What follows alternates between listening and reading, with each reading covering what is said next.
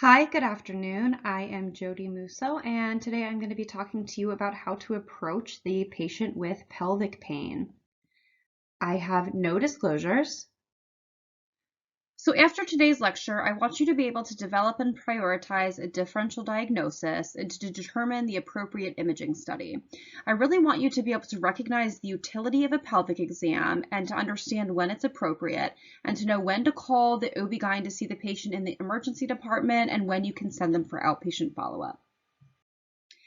We are going to be talking about the non-pregnant patient today, but when you have a pregnant patient, especially in the first trimester, our differential is always bigger and obviously includes ectopic, spontaneous abortion, pain related to viable IUPs, among others.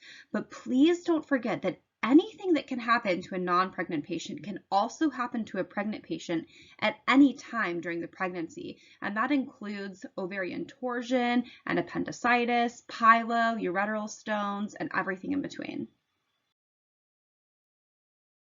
A lot of people base their differential based on organ systems. So they think about everything that can go wrong with the bowel, everything that can go wrong with the kidneys, ureter, and bladder, and then the ovaries and the uterus. But I find that sometimes this makes it a little bit difficult to narrow it down based on the other things that are going on, like bleeding or discharge, urinary symptoms, whether they're a kid or the elderly, and people can get really lost and overwhelmed.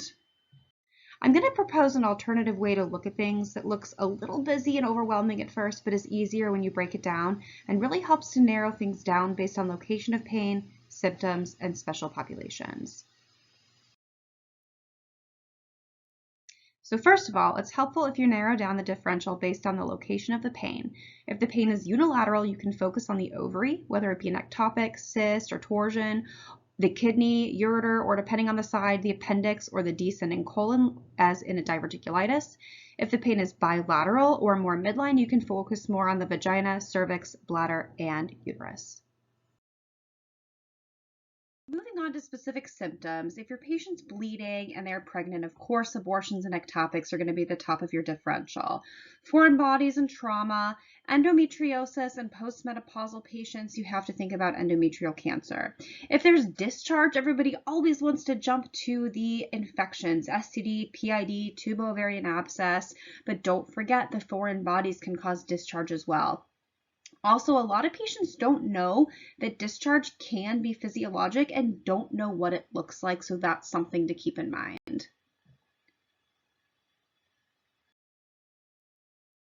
If your patient has urinary symptoms, your differential will include, of course, cystitis, pyelo, and stones, but don't forget that it can be referred from other sources like an appendix or a vaginal infection.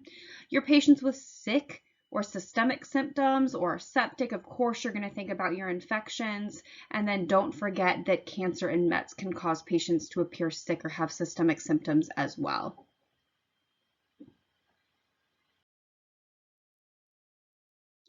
Moving on to special populations, kids and teens come with a couple extra differentials, including imperforate hymens. And don't forget that 15% of ovarian torsions occur in kids or teens.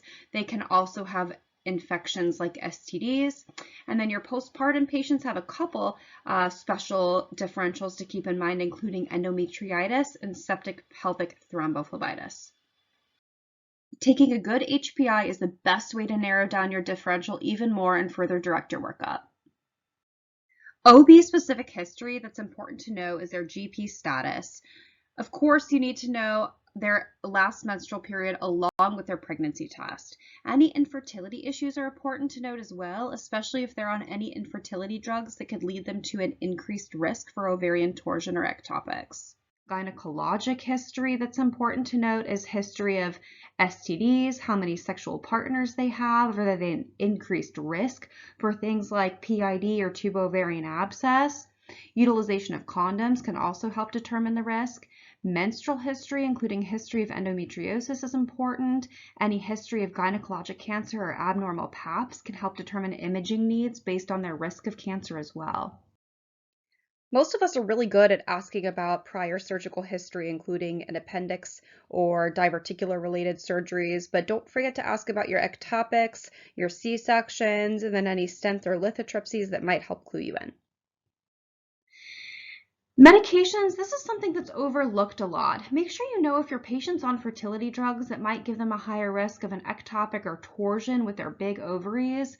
Also, don't forget to ask why your patients are on birth control. Sometimes it isn't for pregnancy prevention and is actually taken for something like heavy painful periods, endometriosis, or fibroids that could clue you in on why they have pelvic pain. So in the past, pelvic exams were routinely performed for patients with a chief complaint of vaginal bleeding, discharge, or pelvic pain. Recently, there's been a switch to the view that the pelvic exam really doesn't have anything to add in most cases in the emergency department, and I would argue that our future should see more routine use of pelvic exams, especially in certain scenarios.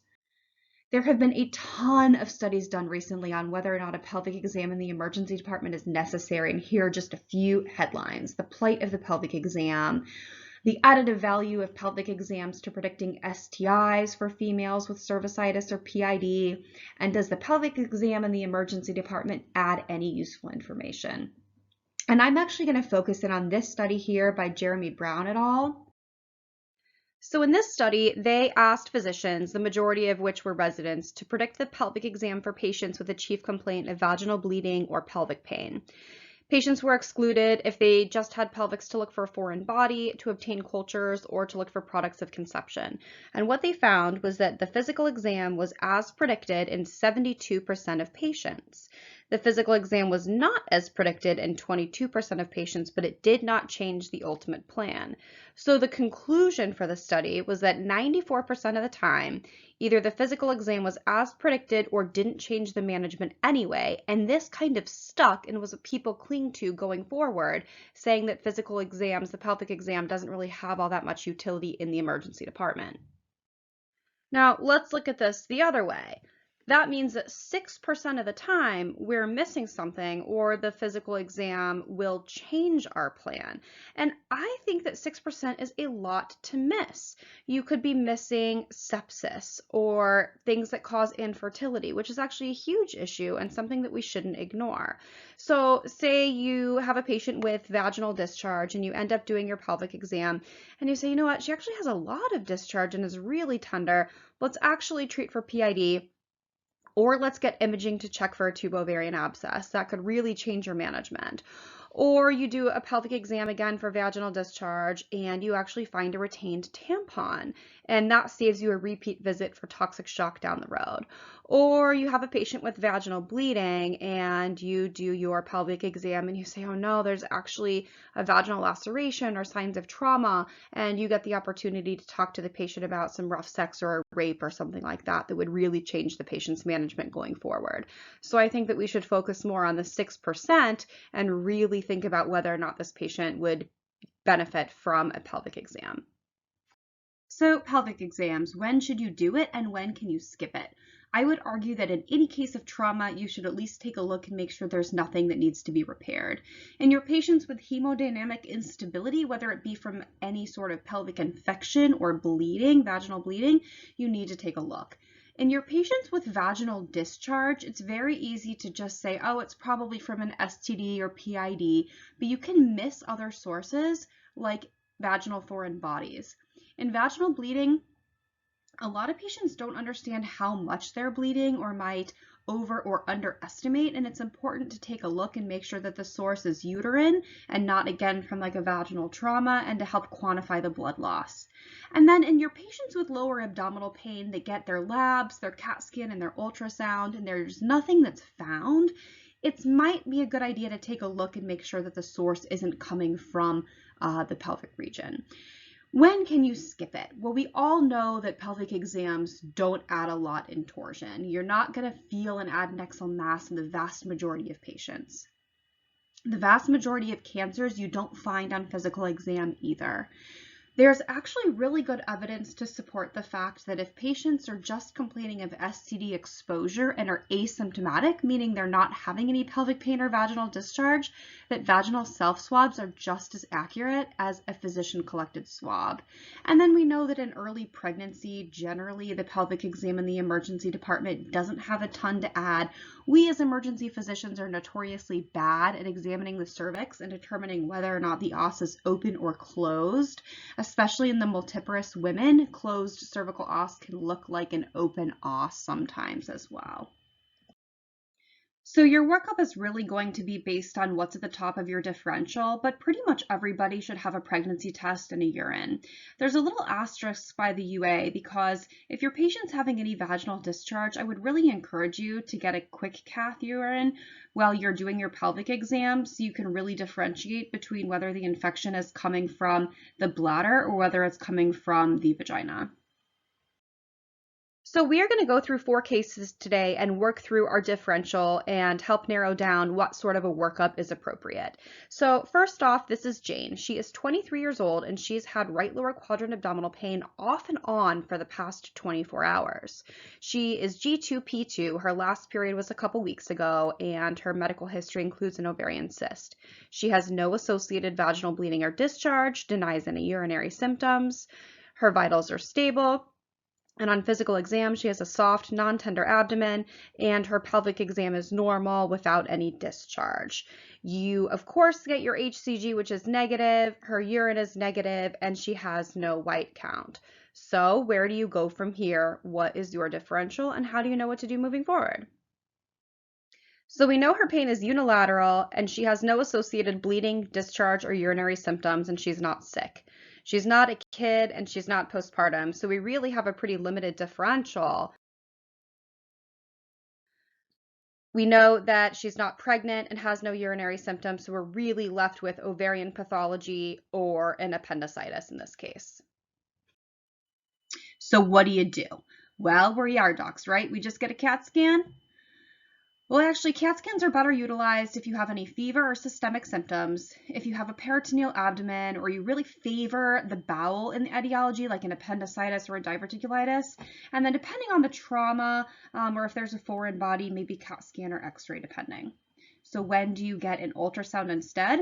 Nope, not when just the CT is broken. Ultrasound is better for cyclic pain, especially when you're considering ovarian pathology as the top of your differential, any torsions, and then any pregnancy-related complaints.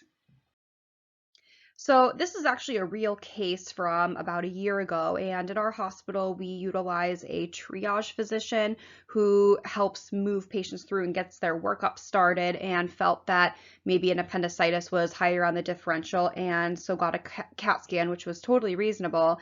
And here you can see with that green arrow a simple ovarian cyst. You can actually see it's right next to the uterus, and you can see the radiopaque IUD there. And then on the right here, the red arrow is pointing to a large, complex, multiloculated cyst. So when I saw these images, I was actually really concerned more for a torsion. And actually at this point, the bedside nurse had called me in. The patient was having excruciating pain again. She was tachycardic and writhing around in the bed. And now that I saw this CAT scan, I was actually concerned for torsion and something called intermittent torsion, where the ovary is like torsing and detorsing, causing that extreme pain and then some periods of relief. So I actually called our OB colleagues, and of course they wanted the ultrasound, right? So here's the ultrasound. On the left, you can see that small ovarian cyst, and on the right there, you can see the large complex cyst that was the ultimate culprit for the torsion. This patient was taken to the OR, had an oophorectomy, and ultimately did very well. I want to talk very briefly about ovarian cysts because unfortunately they get falsely blamed for pelvic pain in a lot of patients. So first of all, a follicular cyst is normal. It is typically less than 3 centimeters and contains a maturing ovum, and it ruptures at ovulation, releasing the egg. It progresses during the menstrual cycle into a corpus luteum cyst that's generally greater than 3 centimeters, and again is present after the ovum is released. If conception does not occur, the corpus luteum involutes, but if fertilization does take place, the corpus luteum cyst enlarges and becomes a functional cyst secreting estrogen and progesterone. Hemorrhagic cysts result from hemorrhage into the corpus luteum or other functional cyst. Essentially, due to the hormonal response, the follicle becomes more vascular. After the oocyte is expelled, the follicle progresses into the corpus luteum and it becomes really vascular and fragile and can easily rupture and bleed. So follicular, physiologic, corpus luteum cysts, they're all generally asymptomatic unless they get particularly large and rupture, become hemorrhagic, or torsion occurs. Rupture of a really large cyst can cause pain and peritoneal signs if there's enough fluid, but most resolve spontaneously within a few weeks. So a couple take-home points here. Physiologic, aka normal, are generally less than 3 centimeters and should not be routinely blamed for the patient's pelvic pain as they occur with every menstrual cycle. It's normal. Also, please don't forget that early pregnancy corpus luteum cyst is not only normal but essential to support the early pregnancy before the placenta takes over. Large cysts are risk factors for torsion, so you do have to keep that in mind. And then don't forget that 20% of torsion cases are in pregnant females. And again, oftentimes it's because of that huge functional corpus luteal cyst. And very briefly, just touching on torsion, don't forget that you can have a normal Doppler on ultrasound and still have a torsion because of that dual blood supply between the ovarian and uterine artery and vein that supplies the ovary. So if you have a good case for it, pain, severe pain, unilateral, large ovary, make sure you call OB to the bedside. Again, here is a small right ovary with a large left ovary there in red. And then here's normal Doppler on the right with abnormal Doppler on the left, but this is not always going to be the case. You can call OB if you suspect ovarian torsion from like a CAT scan alone. So here's a CT of a large cystic complex mass, and this is a case of torsion. This is a case courtesy of Radiopedia there. But if you see this and the story's good for it, you do not need to call an ultrasound before you call an OB. So now we're going to move on to Abby. Abby is also a 31-year-old female with right lower quadrant abdominal pain for the past couple days. She's also a G2P2 with the last menstrual period being a couple weeks ago and has a history of an ovarian cyst. However, Abby has dysuria, vaginal discharge, and chills with a fever. You'll note that her temp is 37.9 and she's slightly tachycardic at 102. Her physical exam shows some tenderness to palpation in the right lower quadrant, but no peritoneal signs, and her pelvic is notable for yellow vaginal discharge with cervical motion tenderness, and she has some right adnexal tenderness, but no masses felt. So of course you get an HCG, which is negative. You get some labs, especially with a fever, and she's got a small white count of 12.7. And then I want to highlight her urine in particular. So here, Abby got a non-cath UA in triage, which shows moderate leuks, 26 whites, and moderate bacteria. And when we did the pelvic exam, because she was having the significant vaginal discharge, we did a quick cath UA, and you can see that her urine is actually negative. Now, a lot of times a patient like Abby would be diagnosed with a UTI or pyelo, and I just want to point out that when you have a patient with vaginal discharge, it's so easy for the urine to be contaminated, so really think about getting a quick cath in these patients. So moving on towards her differential and narrowing down what we need to do to further work her up. So we know we're dealing with unilateral pain, discharge. She said she had urinary symptoms, and we'll talk about that in a minute. 6 systemic symptoms. So we know she's not pregnant, and we know her urine is not the source. We did our pelvic, and we know that she doesn't have a foreign body, and we know her discharge is not physiologic. We know that she has systemic symptoms, so really we're dealing with either PID spectrum or an appendicitis being on that right side. So in terms of what imaging modality you need, CT is much better, as we talked about before, for evaluating patients with an infectious etiology. So here is the CAT scan that we got, and you can see that red arrow is pointing to a large cystic mass on the right side, and that is actually a tubo-ovarian abscess. Here's a corresponding ultrasound picture that you would have seen had you gotten an ultrasound first instead. So just quickly on PID-TOA spectrum, you can have your complicated patients that are sick or septic, pelvic inflammatory disease associated with tubal ovarian abscess, or anybody that's postpartum. And these are going to be the people that you get your OB-GYNs involved early and start on antibiotics. Your uncomplicated are going to be your simple PIDs that don't have very many systemic symptoms, don't have a high white count, aren't febrile, tolerating PO, and are appropriate for oral antibiotics and outpatient OB-GYN follow-up.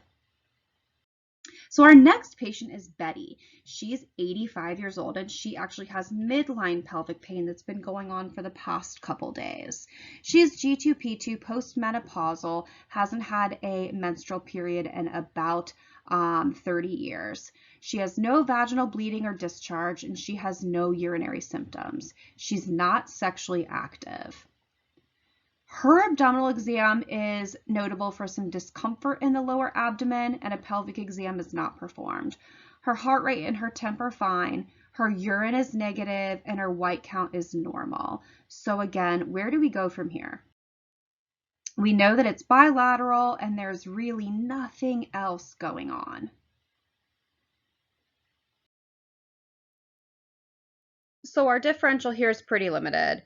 We know she doesn't have an infection, she doesn't have a UTI, and she certainly doesn't have endometriosis. With her age, we're always concerned that she's not going to have the same symptoms as somebody younger might, and of course, a neoplasm is always at the top of our differential for our elderly. Foreign bodies and traumas are always a possibility as well. So for her, the best imaging modality, the biggest bang for your buck would probably be a CAT scan. So here is our CAT scan, and here is your red arrow pointing to a foreign body. That's actually a Kegel ball that the patient had inserted to help strengthen her pelvic floor muscles. This is case courtesy of Radiopedia, and this patient ended up having to go to the OR to have that removed. So vaginal foreign bodies, the things. These can be anything from a sex toy, condoms, menstrual cups, tampons, drug packing, Kegel balls, and your patient populations can vary wildly. You can have your kids, you can have teens, you can have your sexually active adults, your demented patients, cognitive impairment, and clinical presentation again varies wildly. Sometimes it can just be some pelvic pain, other times it's discharge and infection related to a retained foreign body, or it could be bleeding from trauma from that. And your evaluation, you have to look. And then your appropriate imaging studies depending on what you're expecting to find. So this is Jane. She is our last case of the day. She's 12 and she has suprapubic and midline pelvic pain, which she's been having intermittently for the past few months. She's premenarchal and not sexually active. Her mom actually thought that her pain was menstrual cramps and has been waiting for her to get her period, but she hasn't gotten it yet. She is not having any urinary symptoms. She's not having any bleeding or discharge, and she has no history of constipation. Everybody always wants to blame constipation for kids' abdominal pain, but that's not really the case in this patient. On exam, you notice some lower abdominal fullness and mild tenderness to palpation, and you defer her pelvic exam. And we're just going to pause very briefly and talk about pelvic exams in teens. Everybody who knows me knows that I'm a huge proponent of the physical exam and, of course, the pelvic exam in women in the emergency department. But this is one of those cases where, for the most part, in a premenarchal or pre-sexually active teen, deferring a speculum exam until our pediatrician or our gynecology colleagues can help is probably beneficial. Having a patient's first speculum exam in the emergency department, unless absolutely necessary, is not generally helpful or appropriate. On the other hand, doing a external exam, again, with the patient's permission and explaining things really thoroughly, can give you a lot of information. You can see if there's any rashes or lesions, you can see their Tanner stage, and if you just open the labia and look at the vaginal introitus, you can see what kind of bleeding, how brisk it is, and if there's any vaginal discharge associated with it, and that's a relatively non-invasive thing to do. Now, what are we going to do for this patient? Of course, her HCG and her urine are negative. We have to think about our differential. She has got bilateral pain and she's a kid and there's really nothing else going on. So we know her urine is clean and she's not having any vaginal discharge, so we're not left with a whole lot. We really doubt foreign body and trauma in this patient, so endometriosis, imperforate hymen, or maybe like mom thought, just some menstrual cramps or higher on the differential. So in this case, an ultrasound is a really great imaging modality to use in premenstrual and patients who are not sexually active yet. They do transabdominal approach, so it's non-invasive and of course does not have any radiation risk. So here's our patient's ultrasound, and you can see there in red is the uterus and in green is the vaginal canal. And you can see that both are distended and they actually have a lot of blood in them. And this is a case of an imperforate hymen. Ultimately, the patient was taken to the OR and did well.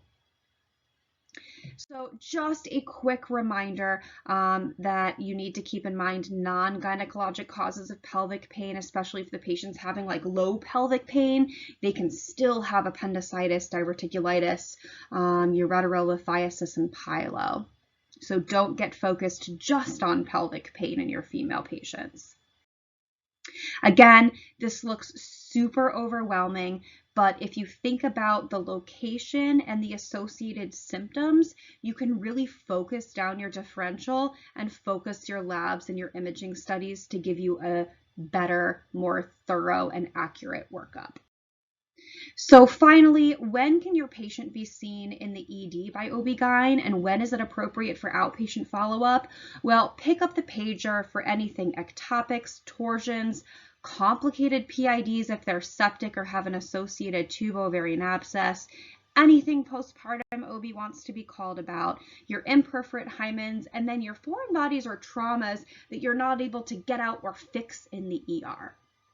Patients can be seen outpatient by their OB for almost all ovarian cysts when you don't suspect a torsion, because please don't forget, everybody has ovarian cysts. Generally, the OBs will just repeat the ultrasound at a different point in the patient's cycle and make sure that that cyst has resolved or diminished in size. Your endometriosis, your routine IUPs, your spontaneous abortions with stable vitals, and your uncomplicated PID can all be followed up outpatient. And that's it. Thank you.